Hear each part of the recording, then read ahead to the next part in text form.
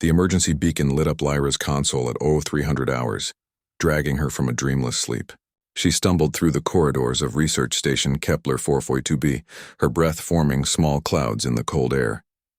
The heating systems had been cycling down to conserve power for 3 months now, ever since the supply ship missed its window. Outside, something scratched at the airlock door. Lyra froze, her hand hovering over the door controls. Nothing was supposed to be outside. Kepler 442b was catalogued as a barren world, rocky, cold, and lifeless. That's why the Galactic Council had approved it for human research without supervision. No indigenous life meant no protocols, no observers, no complications. The scratching came again, more insistent this time. She pulled up the external camera feed and her heart nearly stopped. Huddled against the door were 6 creatures, each no larger than a human child. Their fur rippled with bioluminescent patterns pulsing weakly in the thin atmosphere. They were juveniles. That much was obvious from their oversized eyes and unsteady movements. Impossible, Lyra whispered, but the cubs kept scratching, their small claws leaving frost patterns on the reinforced steel. Every instinct screamed at her to call this in, to wait for instructions from Earth or the Council. But those communications took 16 hours one way, and the temperature outside was dropping toward -60. Whatever these creatures were, they wouldn't last until morning. Lyra overrode the safety protocols and cracked the airlock. The cubs tumbled inside in a heap of fur and desperation, their thin bodies shaking. The largest one, a male with amber streaks in his silver coat, looked up at Lyra with eyes that held far too much intelligence. He made a sound, something between a chirp and a growl, then collapsed. Okay, I've got you, Lyra said, though she had no idea if they could understand her. She carried them one by one to the medbay, her mind racing. Unregistered sentient life on a council-approved research world was a diplomatic nightmare. If the Vryn found out, if any of the major species found out, humanity's already tenuous position in galactic society would crumble. Humans were still the newcomers, barely a century into space, constantly proving they deserved their seat at the table. But as she wrapped the shivering cubs in thermal blankets, Lyra realized she didn't care about politics. These were children, and they were dying. The largest cub, she decided to call him Tarek, opened his eyes as she scanned him with the medical analyzer. The device designed for human physiology struggled to make sense of his biology. His species operated on a completely different biochemical foundation, something silicon-based rather than carbon. That alone should have made him incompatible with this oxygen-rich environment. Yet here he was, breathing. You're not supposed to exist, Lyra told him softly, and I'm not supposed to help you. But I guess we're both breaking the rules tonight. Over the next week, Lyra learned that the impossible was rapidly becoming routine. The cubs adapted to the station with unnerving speed. Tarek, clearly the leader, organized his siblings into exploration teams. They mapped every corridor, tested every door, and investigated every supply closet with methodical precision. More disturbing was their learning curve. On the 3rd day, Tarek figured out the door controls.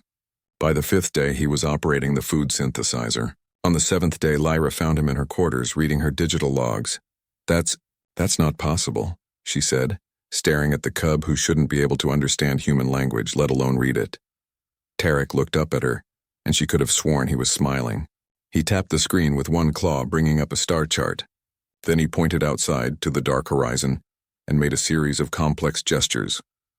Lyra's blood ran cold as understanding dawned. You're not from here, are you? This isn't your world. Tarek shook his head, a distinctly human gesture he'd picked up from watching her. Then where? She didn't finish the question. Tarek was already pulling up navigation data, showing her a trajectory from deep space. A ship. There had been a ship. The cubs were refugees. The next transmission from Earth arrived with the usual bureaucratic efficiency. The Council had questions about Kepler 442b's resource surveys. They wanted detailed reports. They wanted compliance. Lyra stared at the message for a long time, then deleted it. Instead, she began modifying the station systems. She rerouted power to the greenhouses, expanded the life support to accommodate silicon-based organisms, and reprogrammed the synthesizers to produce nutrients the cubs could actually digest. When Tarek watched her work, his bioluminescent patterns pulsed in what she'd learned was their equivalent of laughter. "Your people are going to be so mad at me," Lyra told him. "My people too, probably." "The council definitely. Everyone, actually." Tarek chirped and brought her a cup of coffee she'd forgotten in the lab. He'd learned her routines, her preferences, even her moods. All 6 cubs had. They organized themselves around her schedule, helped with maintenance tasks they shouldn't understand, and filled the cold, empty station with something that felt dangerously close to family.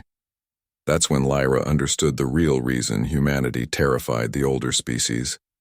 It wasn't their technology or their aggression or their rapid expansion. It was this, the stupid, reckless human instinct to open the door when something was scratching outside, to help even when helping was dangerous, to choose compassion over compliance. The Vryn would have followed protocols. The Kessari would have consulted their hierarchies. The Tholians would have conducted a 3-month impact study, but a human just opened the door. 3 months later, when the Council's inspection ship finally arrived, they found Research Station Kepler 442b had been converted into something unprecedented, a cross-species sanctuary. Lyra stood in the airlock, Tarek and his siblings arranged behind her like a mismatched family portrait, and waited for the consequences of her choice. The lead inspector, a Vryn with scales like polished obsidian, looked from the unauthorized life forms to the modified station systems to Lyra's defiant expression.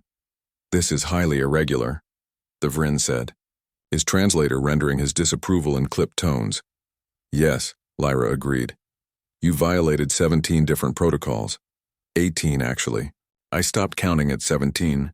The inspector's scales rippled, irritation probably. "You understand this will have consequences for your species' standing?" Lyra felt Tarek press against her leg, his bioluminescence pulsing steadily. Behind them, the station hummed with life it was never designed to hold. "I understand," she said, "but they were scratching at the door. What was I supposed to do?" The Vryn was silent for a long moment. Finally, he made a notation on his datapad. "I will submit my report. The council will decide." As his ship departed, Tarek looked up at Lyra and made the questioning chirp that meant, "What happens now?" Lyra smiled and scratched behind his ears right where she'd learned he liked it. Now we wait. And maybe order more blankets. Your siblings are hogging all the warm ones." The cubs were never supposed to leave their den, but they'd clawed at a human's door instead, and that had made all the difference.